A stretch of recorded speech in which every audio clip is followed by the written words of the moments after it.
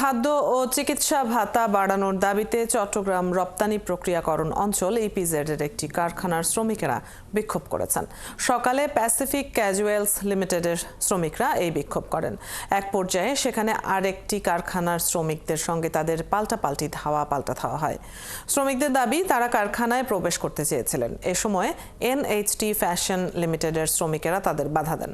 এতে পাল্টাপাল্টি ধাওয়া শুরু হয়। তবে এনএইচটি ফ্যাশন লিমিটেডের শ্রমিকেরা বলেন, ইপিজেড এলাকায় প্যাসিফিক গ্রুপের কারখানাগুলোতে অস্থিতিশীল পরিস্থিতি তৈরির চেষ্টা করা হচ্ছে। এতে বাধা দেয়ায় এনএইচটি ফ্যাশনের শ্রমিকদের উপর হামলার চেষ্টা করা হয়েছে। এর আগে গতকাল রোববারও একই দাবিতে বিক্ষোভ করেছিলেন প্যাসিফিক ক্যাজুয়ালস লিমিটেডের শ্রমিকেরা। এরপর এক বিজ্ঞপ্তিতে আজ থেকে অনির্দিষ্টকালের জন্য ওই কারখানার দুটি ইউনিট বন্ধ ঘোষণা করে কর্তৃপক্ষ। সেখানকার সবশেষ খবর জানাতে আমাদের সাথে যুক্ত হচ্ছেন সহকর্মী রাজীব বড়ুয়া। রাজীব, এই মুহূর্তে সেখানকার পরিস্থিতি কেমন দেখছেন এবং এ নিয়ে পুলিশ কি বলছে? অদিতি, গতকাল প্যাসিফিক ক্যাজুয়ালের যে শ্রমিকরা আছে তারা তাদের যে খাদ্য ভাতা, সেই খাদ্য ভাতা বাড়ানোর দাবিতে তারা গতকালকে প্যাসিফিক ক্যাজুয়ালের মালিক পক্ষ তাদের সাথে কথা বলেছে এবং তার পরিপ্রেক্ষিতে আজকে থেকে কিন্তু সেই প্রতিষ্ঠান মালিক পক্ষ বন্ধ ঘোষণা করেছে। এবং মালিক পক্ষের এখানে বক্তব্য হচ্ছে যে তারা গত 1 মাস আগেই তাদের যে খাদ্য ভাতা ছিল সেই খাদ্য ভাতা তারা আসলে বাড়িয়ে দিয়েছে। ফলে নতুন করে 1 মাস পরে আবার নতুন করে খাদ্য ভাতা বাড়ানোর যে দাবি সেটা আসলে অযৌক্তিক। তো তার জের ধরে কিন্তু গতকালের ঘটনার পর থেকে আজকে সকাল থেকে যখন কারখানা বন্ধ করে দেয়, ফলে কারখানা আজকে সকালে যখন কারখানা অন্যান্য শ্রমিক যারা আসে তখন তারা যখন দেখতে পায় যে তাদের কারখানাটি বন্ধ, তখন তারা পাশের প্যাসিফিক জিন্সে যায়। সেখানে গিয়ে তারা সেই ওই কারখানার শ্রমিকদেরকেও তারা তাদের পক্ষে আনার চেষ্টা করে। ওই সময় প্যাসিফিক জিন্সে যারা কর্মরত শ্রমিকরা ছিল তারা প্যাসিফিক ক্যাজুয়ালের শ্রমিকদেরকে তারা ধাওয়া দেওয়া এক পর্যায়ে তারা সেদিকে সরে যায়। ওই সময় ধাওয়া পাল্টা ধাওয়ায় কিছুক্ষণ পরিস্থিতি উত্তপ্ত হয়ে পড়ে এবং এখানে প্রায় আধা ঘন্টার মতো এই সংঘর্ষ চলে। এই সময় সেনাবাহিনী, পুলিশ, শিল্প পুলিশ এসে পরিস্থিতি নিয়ন্ত্রণে নেন। এখন গার্মেন্টসটি বন্ধ আছে।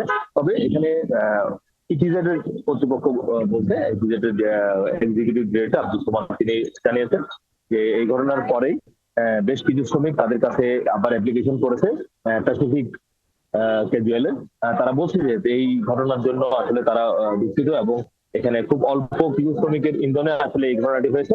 তারা চান যে তাদের যে বন্ধ কারখানাটি সেটি যেন আবার খুলে দেওয়া হয়। ফলে তারা এখানে অ্যাপ্লিকেশন করেছে এবং ইপিজেড মালিক, ইপিজেড কর্তৃপক্ষ যে প্যাসিফিক ক্যাজুয়াল মালিকের সাথে তারা আসলে এখন বৈঠক করতেন।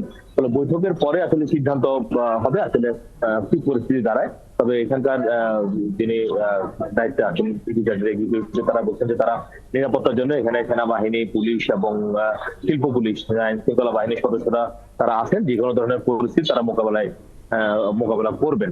এবং এর সকালে এটা হয়েছে 11টার দিকে। এরপর আধা ঘন্টা 11:30 12টার দিক থেকে এরপর পরিস্থিতি শান্ত হয়ে যায়। তবে প্যাসিফিক ক্যাজুয়াল ওই ফ্যাক্টরিটা এখন বন্ধ আছে, কিন্তু অন্যান্য ফ্যাক্টরি ওগুলো খোলা আছে এবং সেখানে যে উৎপাদন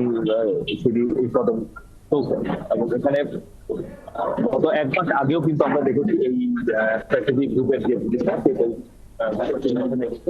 খাদ্য ভাতা বৃদ্ধির দাবিতে কিন্তু তারা এখানে বিক্ষোভ করেছে এবং এক পর্যায়ে কিন্তু তাদের কারখানাটি ওই সময় বন্ধ হয়ে যায়। রাজীব, আপনি যেমনটি জানাচ্ছিলেন যে বৈঠকের পর এ ব্যাপারে বিস্তারিত আরো তথ্য জানা যাবে, নিশ্চয়ই তখন আপনার মাধ্যমে আমরা দর্শকদেরকেও জানাতে পারবো।